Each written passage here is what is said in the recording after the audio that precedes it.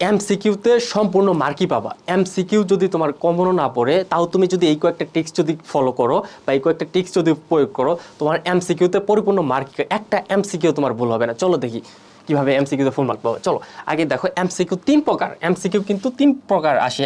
এক sure common, আর হচ্ছে half common, আর হচ্ছে নেভার কমন। ঠিক আছে, শিওর কমন কি, মানে শিওর কমন যেটা তোমার মানে পড়ে আসছো, মানে একদম ইজি, ওইটা শিওর কমন। আর যেটা হাফ কমন কি, যেটা তুমি মানে হালকা জানো বা ক হবো না ঘ হবো, মানে দুটার মধ্যে হালকা কনফিউশন আছে কিন্তু পড়ছো জানা। আর নেভার কমন মানে যেটা তুমি পড়ো নাই, এই বিষয়ে জানো না, এটা হচ্ছে নেভার কমন। এখন এই তিনটা একটু টেক্সট শিখাই দিই। শিওর কমন আর কি যেগুলা, মানে যেটা তুমি মাস্ট বি পড়ে আসছো, ওটা দেখার সাথে সাথেই দাগায় ফেলবা। ঠিক আছে, ওইটা দেখার সাথে সাথেই দাগায় ফেলবা, পরে ওএমআর ফ্লাবে সাথে সাথে দাগিয়ে ফেলবা। আর হাফ কমন যেগুলা, মানে যেটা তুমি মানে দ্বিধাদ্বন্দ্বের মধ্যে আছে কিন্তু পড়ছো, জানো এটা হবে না যে এটা হবে, এটা কিভাবে ই করবা, এটা হচ্ছে এই টেকনিকের মাধ্যমে ফলো করবা। ধরো একটা কোশ্চেন, এটা হাফ কমন আর কি, এটা কিভাবে করবা, মনে করো 4টা অপশন না, 4টা অপশনের মধ্যে আগে দেখবা কোনটা হবে না, তুমি শিওর করো আগে। মনে করো 4 নম্বর এটা হবে না, এটা তুমি শিওর, ঠিক আছে, তার মধ্যে বাকি থাকলো 3টা। তারপর চিন্তা আমরা করলাম যে 4 একও হবে না, ঠিক আছে, তোমার এই দুইটা কনফার্ম। মানে এমসিকিউ কিন্তু বাসায় যদি একটু পড়া থাকে তাহলে কিন্তু ইজিলি বোঝা যায় যে কোনটা হবে আর কোনটা হবে না, মানে হাফ কমন আর কি যেগুলো, সেই টেকনিক। তারপরে বাকি থাকলো কিন্তু এই দুইটার মধ্যে তোমার যেটা মনে হয়, তার যদি ধরো এই দুইটা হইলো না, তারপরে কিন্তু তোমার এই এমসিকিউটা হওয়ার চান্স কিন্তু 50% বেড়ে গেল, মাত্র 25%। 50% কিন্তু না হওয়ার চান্স 50% কমে গেল।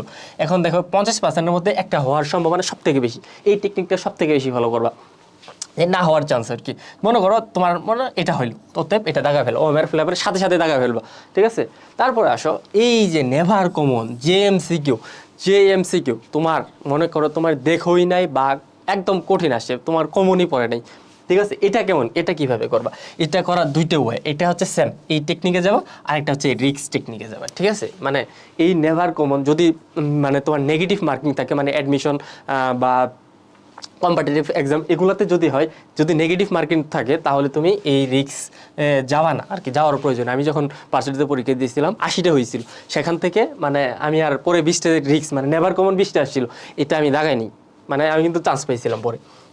অতএব মানে রিস্ক আসলে কখন নিবা, ঠিক আছে, মানে যদি ধরো এমসিকিউ তোমার মানে বেশি সংখ্যক হয়ে গেছে, ঠিক আছে, তখন তুমি এই রিস্কটা নিবা না। আর যদি ধরো এই রিস্ক যদি না নেও বা নেভার কমনই তোমার বেশি আসে, যদি এই মুহূর্তে মানে সেরে আসো পরীক্ষার মধ্যে, যদি ফেল করবার তুমি নির্ঘাত শিওর, যদি সেরে আসো বা তোমার প্রস্তুতি যদি খারাপ থাকে, মানে তখন এই রিস্কটা নিবা। যদি ধরো এই রিস্ক যদি না নিই তাহলে ফেল করবো, বা এমসিকিউ যদি না দাগাই তাহলে ফেল করবো, তাহলে তুমি এই সবটি দাগায় রেখে আসবে। প্রশ্ন যেহেতু কঠিন আসছে, তুমি তাহলে এই রিস্কটা নিবা না।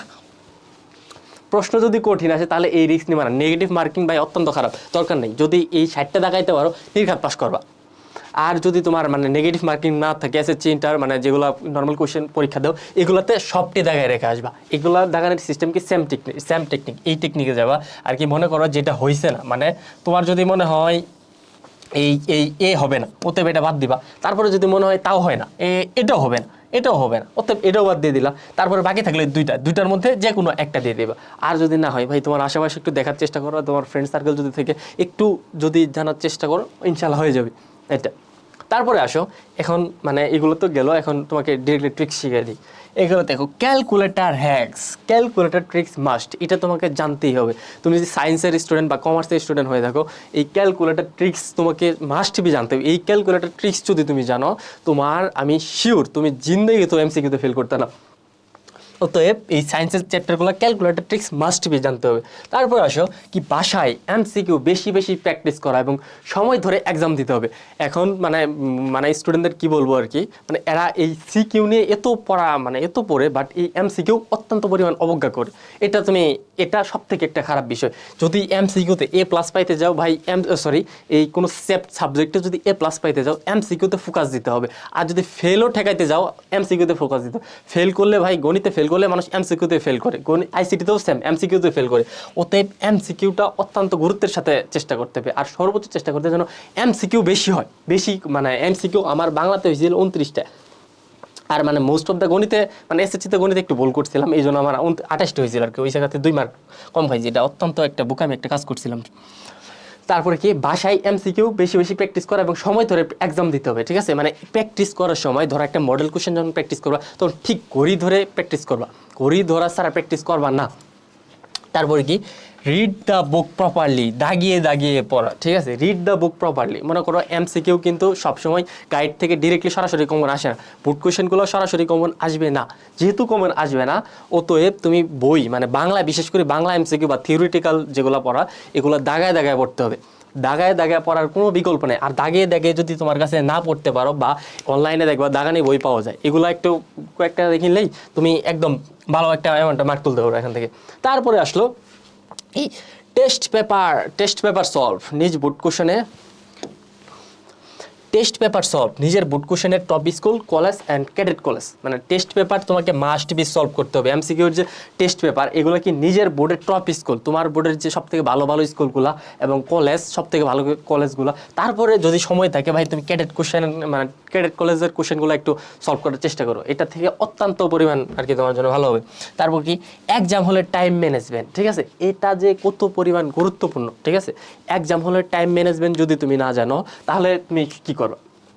মনে করো পরীক্ষার এক্সাম মানে পরীক্ষা হচ্ছে 30 মিনিট, 30 মিনিটে কি 30টা এমসিকিউ, 30টা এমসিকিউর জন্য কোনো দিন 1 মিনিট করে বরাদ্দ করা হয় না। এমনও এমসিকিউ আছে যেটাতে সময় 2 থেকে 3 মিনিট লাগে মানে ক্যালকুলেশন করতে। আর মানে এমন এমসিকিউ আছে যেটা 10 সেকেন্ডেই করা সম্ভব। কিন্তু তুমি যদি মনে করো ওই যে একটু আগে বললাম না, যেটা পাও এটা সাথে সাথে ওই মারে দাগায় ফেলাও।